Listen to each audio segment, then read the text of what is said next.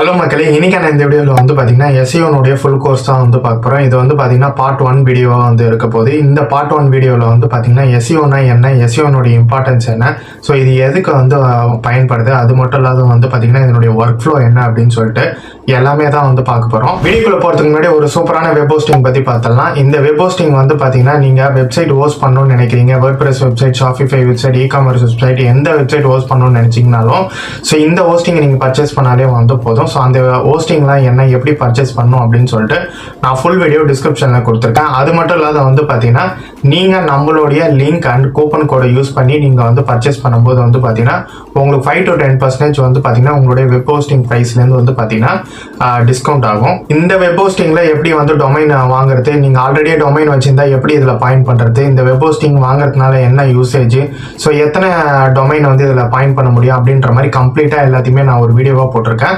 So அந்த வீடியோக்கான link வந்து பார்த்தீங்கன்னா டிஸ்கிரிப்ஷனில் கொடுத்துறேன், நீங்கள் அப்போ செக் பண்ணி பார்த்துங்க. இப்போ வாங்க நம்ம வீடியோக்குள்ளே போகலாம். எஸ்இஓக்கு வந்து பார்த்தீங்கன்னா இந்த அளவுக்கு டீட்டெயில்டாக யாராலையுமே வீடியோ போட்டிருக்க முடியாது. ஏன்னா அந்த மாதிரி வந்து பார்த்தீங்கன்னா நம்ம வீடியோ வந்து மேக் பண்ணியிருக்கோம். இந்த கோர்ஸை நீங்கள் ஃபுல்லாக லேர்ன் பண்ணும்போது வந்து பார்த்தீங்கன்னா நீங்கள் ஒரு பிகினர்லேருந்து அட்வான்ஸ் லெவலுக்கு வரைக்கும் பார்த்தீங்கன்னா எஸ்இஓவில் அண்டர்ஸ்டாண்டிங் அந்த அளவுக்கு வந்து பார்த்தீங்கன்னா இன்டெப்த்தாக வந்து பார்த்தீங்கன்னா இந்த கோர்ஸை முடிக்கும் போது உங்களுக்கு வந்து இருக்கும். நான் இதில் மென்ஷன் பண்ணியிருக்க எல்லாமே வந்து பார்த்தீங்கன்னா இப்போ கரண்ட்டாக யூஸ் பண்ணிட்டு இருக்கக்கூடிய எஸ்இஓவில் என்னென்ன அட்வான்ஸ் டெக்னிக்ஸ்லாம் இருக்குது, ஸோ வந்து பார்த்தீங்கன்னா பிகினருக்கு எப்படி சொன்னால் புரியும், ஸோ அட்வான்ஸ் லெவலுக்கு எப்படி சொன்னால் புரியும்னு சொல்லிட்டு ஒன்றுத்தையும் பார்த்து இந்த கோர்ஸை வந்து மேக் பண்ணியிருக்கேன். ஆக்சுவலாக வந்து பார்த்தீங்கன்னா நீங்கள் ஒரு இன்ஸ்டியூட்டில் பே பண்ணி எஸ்இஓ கோர்ஸ் எடுத்து நீங்கள் படிக்கிறதோட இதில் வந்து பார்த்தீங்கன்னா ஒரு பெட்டரான வந்து அண்டர்ஸ்டாண்டிங் வந்து கிடைக்கும். ஏன்னா அந்த அளவுக்கு டீட்டெயில்டாக இன்டெப்த்தாக வந்து பார்த்தீங்கன்னா இறங்கி சொல்லி கொடுத்துருக்கேன். ஸோ இதுக்காகவே வந்து பார்த்தீங்கன்னா நீங்கள் நம்ம சேனலை சப்ஸ்கிரைப் பண்ணிவிட்டு இந்த வீடியோக்கு ஒரே ஒரு லைக் கொடுத்துருங்க. ஆக்சுவலாக இந்த வீடியோ எப்படி செப்பரேட் பண்ணியிருக்கேன் அப்படின்னு வந்து பார்த்தீங்கன்னா இதை நீங்கள் ஃபுல் வீடியோவும் பார்க்கலாம். அப்படி இல்லைனா பார்ட் பை பார்ட்டாக வந்து பார்த்தீங்கன்னா பிளேலிஸ்ட்டாக வந்து பார்த்தீங்கன்னா நான் வந்து செப்பரேட் வீடியோவாகவும் மேக் பண்ணியிருக்கேன். ஸோ அந்த பிளேலிஸ்டினுடைய லிங்க்கும் டிஸ்கிரிப்ஷனில் கொடுக்குறேன். ஸோ அப்படி இல்லை நான் ஃபுல் வீடியோவாக தான் பார்க்க போகிறேன் அப்படின்னாலும் நீங்கள் இதை அப்படியே கண்டினியூ பண்ணி பார்த்தீங்கனாலே ஸோ அடுத்தடுத்த வீடியோ வந்து பார்த்தீங்கன்னா உங்களுக்கு வந்து ஷோ ஆகும். ஸோ நீங்கள் எப்படி பார்க்கணுன்னு நினைக்கிறீங்களோ ஸோ அப்படி வந்து பார்த்தீங்கன்னா போய் பார்த்துக்கலாம். ஸோ ஃபுல் வீடியோவும் பிளேலிஸ்ட்டில் இருக்கும். ஸோ பார்ட் பை ஒன் பார்க்கணும் உங்களுக்கு டைம் இல்லை அப்படின்னாலும் ஸோ நீங்கள் பிளேலிஸ்ட்டை கண்டிப்பாக செக் பண்ணி இந்த வீடியோ வந்து பார்த்துக்கலாம். ஃபர்ஸ்ட் ஆஃப் ஆல் எஸ்இஓனா என்ன அப்படின்னு கேட்டிங்க அப்படின்னா SEO stands for search engine optimization. இந்த ஷார்ட் ஃபார்முக்கு வந்து பார்த்தீங்கன்னா ஃபுல் ஃபார்ம் வந்து சர்ச் இன்ஜின் ஆப்டிமைசேஷன் சொல்லுவாங்க. இதனுடைய டெஃபினேஷன் இன்டர்வியூ பாயிண்ட் ஆஃப் வியூவில் கேட்கும்போது search engine optimization is the process of optimizing a website to improve its visibility in search engine result page like Google, Bing or Yahoo அப்படின்ற இந்த first பாயிண்ட்டை நீங்கள் சொல்கிற மாதிரி இருக்கும். இன்டர்வியூ பாயிண்ட் ஆஃப் வியூலேருந்து பார்க்கும்போது இந்த ஒரு ஃபர்ஸ்ட் பாயிண்ட் சொன்னாலே வந்து போதும். ஸோ இப்போ கம்மிங் டு த கண்டென்ட் வந்து பார்த்தீங்கன்னா ஸோ எஸ்இஓ எதுக்கு யூஸ் ஆகுது அப்படின்னா ஆக்சுவலாக வந்து பார்த்தீங்கன்னா வெப்சைட் ரேங்க் பண்ணுறதுக்கு தான் வந்து பார்த்தீங்கன்னா எஸ்இஓ வந்து யூஸ் ஆகுது. பட் என்ன அப்படின்னா ஸோ உங்களுடைய ஓன் வெப்சைட்டாக இருக்கட்டும், இல்லை கிளைண்ட்டோட வெப்சைட்டாக இருக்கட்டும், ஸோ கம்பெனியோட வெப்சைட்டாக இருக்கட்டும், அந்த வெப்சைட்டில் இருக்கக்கூடிய எரர்ஸ் எல்லாத்தையுமே நம்ம வந்து ஃபிக்ஸ் பண்ணி so on page SEO, off page SEO, so அதெல்லாம் என்னென்ன அப்கமிங்கில் சொல்கிறேன். ஸோ அது எல்லாமே கரெக்டாக பண்ணி ஸோ சர்ச் இன்ஜினுக்கு நான் இந்த கீவேர்டுக்கு தான் ரேங்க் பண்ண போகிறேன் அப்படின்னு அதுக்கு தெரியப்படுத்தி ஸோ அது மூலிமா வந்து பார்த்திங்கன்னா அந்த பேஜை மேலே கொண்டு வரதுக்கு பேர் தான் வந்து பார்த்திங்கன்னா எஸ்இஓ. ஸோ இதனால் என்ன யூஸ், நான் ஏன் எஸ்இஓ இஸ் இம்பார்ட்டன்ட், ஏன் இதுக்கு நான் இவ்வளோ இம்பார்ட்டன்ட் கொடுக்கணும் அப்படின்னு கேட்டிங்க அப்படின்னா ஸோ இதில் வந்து பார்த்திங்கன்னா ஆர்கானிக் டிராஃபிக் கிடைக்கும். சர்ச் இன்ஜின் மூலிமா ஆர்கானிக் டிராஃபிக் கிடைக்கும். ஸோ ஃபார் எக்ஸாம்பிள் நான் இப்போ ஏதோ ஒரு ஷூ தேடுறேன், நைக்கிங் ஷூ தேடுறேன் அப்படின்னா ஸோ இல்லை டிஜிட்டல் மார்க்கெட்டிங் ஏஜென்சி இன் சென்னைன்னு தேடுறேன் அப்படின்னா ஸோ என்னுடைய வெப்சைட் ஃபஸ்ட்டு வருது அப்படின்னா ஸோ எனக்கு வந்து பார்த்திங்கன்னா என்னுடைய பிராண்டும் அவேர்னஸ் ஆன மாதிரி ஆகிடுச்சு. ஸோ என்னுடைய பிராண்டுக்கு ஒரு கிரெடிபிலிட்டி கிடைச்ச மாதிரி ஆகிடுச்சு. அண்ட் இது வந்து பார்த்திங்கன்னா ஒரு லாங் டேர்ம் க்ரோத். ஸோ இதில் வந்து பார்த்திங்கன்னா அட்வர்டைசிங் காஸ்ட் வந்து இன்க்ளூட் ஆகாது. ஸோ நம்ம பே பண்ணி தான் நம்மளுடைய வெப்சைட்டை வந்து ஃபஸ்ட்டில் எடுத்துகிட்டு வந்து வைக்கணும் அப்படின்ற அவசியமும் இதில் வந்து கிடையாது. ஸோ நம்மளுடைய வெப்சைட்டை வந்து பார்த்திங்கன்னா எஸ்இஓ வைஸ் நம்ம வந்து ரேங்க் பண்ணிட்டோம் அப்படின்னா ஸோ அந்த கீவேர்டு யாரெல்லாம் பர்டிகுலராக தேடுறாங்க அப்படின்னா நம்ம சைட் ஃபஸ்ட்டில் வந்து காமிக்கும். ஸோ இதில் மூலிமா என்ன நடக்கும் அப்படின்னு வந்து கேட்டிங்க அப்படின்னா so first of all increasing ranking வந்து பார்த்திங்கன்னா இன்க்ரீஸ் ஆகும். ஸோ இது இன்க்ரீஸ் ஆகிறதுனால என்ன ஆகும், ஸோ அதிகப்படியான பேர் என்னுடைய வெப்சைட்டுக்கு வருவாங்க. அப்போ இன்க்ரீஸ் ஆர்கானிக் டிராஃபிக். ஸோ ஆர்கானிக்காக என்னுடைய வெப்சைட் வந்து ரேங்க் ஆகும்போது ஸோ ஆர்கானிக்காக அந்த இடத்துல யூசர்ஸ் வருவாங்க. ஆர்கானிக் டிராஃபிக்ன்றது ஒன்று க்ரியேட் ஆகும்.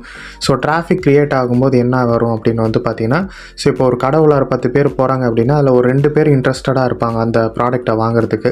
ஸோ அப்போ அது மூலயமா எனக்கு ஒரு கால்ஸோ இல்லை வெப் ஃபார்ம் மூலயமா எனக்கு வந்து அவங்களுடைய டீட்டெயில்ஸோ கிடச்சிது அப்படின்னா ஸோ வெப் ஃபார்ம்னா ஒன்றும் இல்லை. ஸோ உங்களுடைய நேமு அப்புறம் அட்ரஸ்ஸு அதாவது மெயில் ஐடிலாம் வாங்கி ஸோ ஃபார்ம் ஃபில் பண்ணி அதுலேருந்து நம்ம வந்து பார்த்திங்கன்னா அவங்கள காண்டாக்ட் பண்ணி அப்ரோச் பண்ணுறோம் பார்த்தீங்களா. இல்லைங்களா. ஸோ அதை வந்து பார்த்திங்கன்னா அந்த வெப் ஃபார்மில் வந்து பண்ணுவோம். ஸோ இது மூலிமா எனக்கு வந்து ஒரு லீடு கிடைக்குது அப்படின்னா, ஸோ இதனால் என்னுடைய கம்பெனியோ இல்லை கிளைண்ட்டுக்கோ ஸோ எனக்கு வந்து பார்த்திங்கன்னா சேல்ஸ் வந்து இன்க்ரீஸ் பண்ண முடியும். ஸோ இதனால தான் வந்து பார்த்திங்கன்னா எஸ்இஓ வந்து பார்த்திங்கன்னா வெரி இம்பார்ட்டண்ட்டாக வந்து பார்த்திங்கன்னா இன்றைக்கி வரைக்கும் இருக்குது, இன்றைக்கும் இல்லை. ஸோ இப்போ இன்கமிங் ஃப்யூச்சர்லேயும் வந்து பார்த்திங்கன்னா எஸ்இஓ இஸ் வெரி இம்பார்ட்டன்ட். சரி, ஓகே, இப்போ வந்து ஃபஸ்ட்டு பேஜில் வர வைக்கணும் அப்படின்னு சொல்லியாச்சு. இதை வர வைக்கிறதுக்கு என்னென்ன ஃபாலோ பண்ணணும் அப்படின்ற மாதிரி உங்களுக்கு நிறைய டவுட் இருக்கும். ஸோ இதுக்கு வந்து பார்த்திங்கன்னா on page SEO, off page SEO, backlink submission, domain authority increase பண்ணணும், ஸ்பேம் கோர் வந்து வராத பார்க்கணும். ஸோ இந்த மாதிரி ஏகப்பட்ட விஷயங்கள் இருக்குது. ஸோ அதனால தான் இன்னைய வரைக்கும் வந்து பார்த்திங்கன்னா so SEO is very difficult. அதுக்கு வந்து பார்த்திங்கன்னா ஸோ எஸ்இஓ வந்து எப்படி ஒர்க் ஆகுது அப்படின்றது தெரிஞ்சால் மட்டும்தான் நம்மளால் வந்து பார்த்திங்கன்னா ஸோ அதெல்லாம் எப்படி பண்ணுறது அப்படின்றது வந்து தெரியும். ஸோ இப்போ எஸ்இஓ எப்படி ஒர்க் ஆகுது அப்படின்னா, ஃபார் எக்ஸாம்பிள் உங்களுடைய சைட் இருக்குது, இல்லை கம்பெனியோட சைட், கிளைண்ட்டோட சைட், ஏதோ ஒரு சைட் இருக்குது அப்படின்னா, ஸோ அதில் வந்து பார்த்திங்கன்னா கிரால் ஸ்பைடர் அப்படின்னு சொல்லிட்டு ஒன்று இருக்கும். ஸோ இந்த கிரால் ஸ்பைடர் என்ன பண்ணும் அப்படின்னு வந்து பார்த்திங்கன்னா ஸோ உங்களுடைய வெப் பேஜில் இருக்கக்கூடிய, அதாவது உங்களுடைய வெப்சைட்டில் இருக்கக்கூடிய கண்டென்ட்டை வந்து பார்த்திங்கன்னா ரீட் பண்ணும். ஸோ என்ன கண்டென்ட் போட்டிருக்கீங்க, என்ன டைட்டில் போட்டிருக்கீங்க, என்ன டிஸ்கிரிப்ஷன் கொடுத்துருக்கீங்க, என்ன H1 கொடுத்துருக்கீங்க அப்படின்னு சொல்லிட்டு ஸோ எல்லாத்தையுமே வந்து பார்த்திங்கன்னா க்ரால் பண்ணும். உங்கள் பேஜை ஆக்சுவலாக ரீட் பண்ணும். ஸோ க்ராலர் அப்படின்னாலே வந்து பார்த்திங்கன்னா ரீடிங் தான். ஸோ இன்னொரு முக்கியமான விஷயம், கிரால் ஸ்பைடர் அப்படின்றது வந்து பார்த்திங்கன்னா ஸோ கூகுள் பாட்டுன்னு சொல்லுவாங்க, இல்லை கூகுள் க்ராலர்னு சொல்லுவாங்க, ஸோ ஸ்பைடர்னு சொல்லுவாங்க. இதுக்கு வந்து பார்த்திங்கன்னா ஒரு 3 டிஃப்ரெண்ட் நேம்ஸ் இருக்குது. ஸோ அதனால் கன்ஃபியூஸ் பண்ணிக்க தேவையில்ல. பேசிக்காக இப்போதைக்கு க்ராலர் அப்படின்னா ரீடர் அப்படின்னு ஞாபகம் வச்சுங்க. ஸோ ஏதோ ஒரு கண்டென்ட்டை ரீட் பண்ணும் க்ராலர் அப்படின்னா, அதை மட்டும் மைண்டில் ஞாபகம் வச்சுங்க. ஸோ செகண்ட் ஸ்டெப்பாக என்ன அப்படின்னு வந்து பார்த்திங்கன்னா ஸோ எல்லாத்தையுமே உங்கள் கண்டென்ட் எல்லாத்தையும் ரீட் பண்ணிவிட்டு ஒரு பேஜாக வந்து பார்த்திங்கன்னா உங்கள் வெப்சைட்டில் எத்தனை பேஜ் இருக்குது அப்படின்றதையும் எல்லாத்தையுமே க்ரால் பண்ணும். ஸோ எல்லாத்தையுமே ரீட் பண்ணதுக்கப்புறம் ஸோ பேஜ் கண்டென்ட் அனாலிசிஸ்க்கு போகும். ஸோ அந்த பேஜ் கண்டென்ட் அனாலிசிஸ் போய் அந்த டேட்டாவை சேவ் பண்ணி ஸோ அதுக்கப்புறமா கூகுள் வந்து ஒரு அல்காரிதம் வச்சுருக்கோம். ஸோ இவ்வளோ டொமைன் அத்தாரிட்டி இருந்தால் இவங்களுக்கு முன்னாடி இவ்வளோ கீவேர்ட் ரிலவன்சி வந்து இருக்குது. ஸோ இந்த கீவேர்டு வந்து பார்த்திங்கன்னா இவங்க வந்து ரேங்க் பண்ணலாம், இவங்ககிட்ட இவ்வளோ கண்டென்ட் இருக்குது, ஸோ இவ்வளோ ஸ்பேம் ஸ்கோர் வந்து பார்த்திங்கன்னா இவங்களுக்கு கம்மியாக இருக்குது, இவ்வளோ பேக்லிங்க் இருக்குது, இவ்வளோ ரெஃபரன்ஸ் டொமைன் இருக்குது அப்படின்னு சொல்லிட்டு ஸோ இந்த மாதிரி ஏகப்பட்ட இது வந்து பார்த்திங்கன்னா கூகுள் அல்காரிதம் வந்து இருக்குது. ஸோ அந்த மாதிரி எல்லா அல்காரிதமையும் வந்து பார்த்திங்கன்னா ஒன்றுத்தையும் மேட்ச் பண்ணி பார்த்து ஸோ அதுக்கப்புறமா தான் வந்து பார்த்திங்கன்னா எண்ட் யூசர், அதாவது நமக்கு வந்து பார்த்திங்கன்னா ஸோ அந்த வெப்சைட் வந்து ஷோ ஆகும். ஸோ இப்படி தான் வந்து பார்த்திங்கன்னா இது உள்ளால இருக்கக்கூடிய பேக் அண்ட் ப்ராசஸ். ஆக்சுவலாக வந்து பார்த்திங்கன்னா கூகுள் அல்காரிதமே வந்து பார்த்திங்கன்னா நிறையா வந்து இருக்குது. ஸோ பாண்டா, பென்குயின் அப்படின்னு சொல்லிட்டு ஒவ்வொரு அல்காரிதம் வந்து பார்த்திங்கன்னா தனியாக இருக்குது. ஸோ ஒவ்வொரு அல்காரிதமுக்கும் ஒரு பேர் வந்து வச்சுருக்காங்க. ஸோ அது என்னென்ன அல்காரிதம் அப்படின்னு சொல்லிட்டு அப்படியே இந்த வீடியோவில் அப்கமிங்ஸில் நான் ஒரு டாப்பிக்காக சொல்கிறேன். ஸோ அதை பற்றி நீங்கள் வந்து கவலை பண்ண தேவையில்ல. ஸோ இப்படி தான் வந்து பார்த்திங்கன்னா அடுத்த ஃபைனல் எண்டாக வந்து பார்த்திங்கன்னா நமக்கு வந்து நம்மளுடைய ஒரு வெப்சைட்டோ ஏதோ ஒன்று வந்து பார்த்திங்கன்னா நமக்கு வந்து ஷோ ஆகுது. ஸோ அதுக்கு பின்னாடி பேக் அண்ட் ப்ராசஸ் வந்து இவ்வளோ இருக்குது.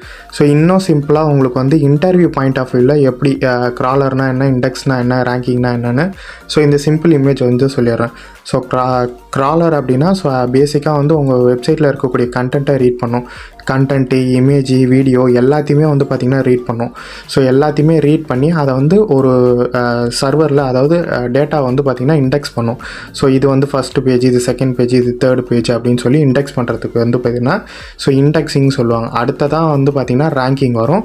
ஸோ அது கீழே வந்து பார்த்திங்கன்னா SERPs அப்படின்னு சொல்லி கொடுத்துருப்பாங்க, அதாவது சர்ச் இன்ஜின் ரிசல்ட் பேஜ் அப்படின்றத தான் வந்து பார்த்திங்கன்னா இந்த இடத்துல மென்ஷன் பண்ணியிருக்காங்க. ஸோ மெயினாக நீங்கள் SEO ஒர்க்கிங் ப்ராசஸ் அப்படின்னு கேட்டால் ஸோ நீங்கள் வந்து க்ராலிங், இண்டெக்ஸிங், ரேங்கிங் இந்த 3 தான் மெயினாக சொல்கிற மாதிரி இருக்கும். நான் சொல்கிறது எல்லாமே வந்து பார்த்திங்கன்னா நீங்கள் வீடியோ ஸ்கிப் பண்ணாத பார்த்துருந்தீங்கனாலே உங்களால் இன்டர்வியூவில் ஈஸியாக வந்து பார்த்திங்கன்னா கொஷனுக்கு ஆன்சர் பண்ண முடியும். ஸோ க்ராலிங், இண்டெக்ஸிங், ரேங்கிங்னு சொல்லிட்டு வந்து பார்த்திங்கன்னா நான் செப்பரேட்டாக அடுத்தடுத்த அப்கமிங் டாபிக்ஸில் வந்து பார்த்திங்கன்னா ஸோ நான் கிளியராக எக்ஸ்பிளைன் பண்ணியிருப்பேன். ஸோ இப்போ இந்த வீடியோவில் வந்து பார்த்திங்கன்னா SEO எதுக்கு யூஸ் ஆகுது, SEOனா என்ன, ஸோ அது எப்படி வந்து ஒர்க் ஆகுது, இன்டர்வியூ பாயிண்ட் ஆஃப் வியூ எல்லாமே சொல்லிட்டேன். இந்த வீடியோ பார்த்துருப்பீங்க. இந்த வீடியோ உங்களுக்கு கண்டிப்பாக யூஸ்ஃபுல்லாக இருந்திருக்கும் நான் நம்புறேன். யூஸ்ஃபுல்லாக இருந்ததுன்னு நினச்சிங்கன்னா மறக்க நம்ம சேனலை சப்ஸ்கிரைப் பண்ணிவிட்டு இந்த வீடியோக்கு லைக் போட்டுருங்க. அண்ட் இந்த டாபிக் ரிலேட்டடாக இல்லை வேறு டாபிக் ரிலேட்டடாக ஏதாவது டவுட் இருக்குது அப்படின்னாலும் கீழே கமெண்ட் செக்ஷனில் கமெண்ட் பண்ணுங்கள். அதை நான் நெக்ஸ்ட் வீடியோவில் போட உங்களுக்கு நான் ட்ரை பண்ணுறேன். இதே மாதிரி ரிலேட்டடான அப்கமிங் டாபிக்ஸில் உங்களை நான் பார்க்குறேன். தேங்க்யூ ஃப்ரெண்ட்ஸ், பாய்.